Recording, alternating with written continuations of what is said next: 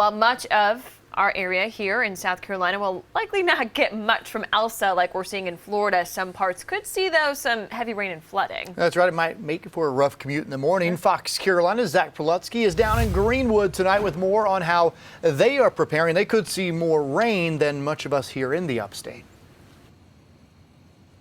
Yeah, Cody and Tori, well, I don't know if you can tell right now, but in just about the last 15 minutes, it has begun just barely starting to drizzle here in Greenwood. And as you mentioned, officials don't expect a heavy impact here in the upstate, but some of the people I talked to say they're still keeping an eye on Elsa. What's left of Tropical Storm Elsa churning its way towards South Carolina. Among the places in the upstate expected to get hit hardest by the storm, Greenwood. We spoke with Sharon Connor, who has lived in the area for years and has been through her fair share of storms. We asked her how she typically prepares when she hears a storm is brewing. I'm from old school. At my house, my grandmother used to say, prepare yourself by getting in the tub, covering your head, whatnot.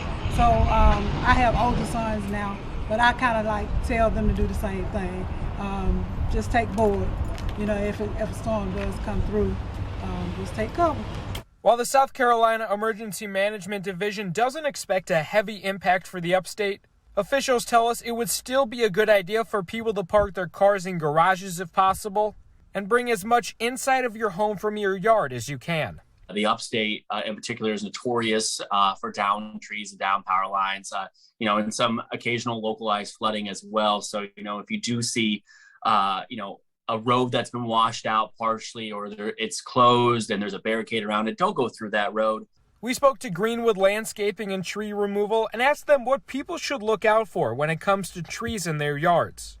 They tell us dead or weak trees are more likely to fall over during storms. Ways to identify weak or dead trees are if there are no leaves on the trees or there are holes in the trunk.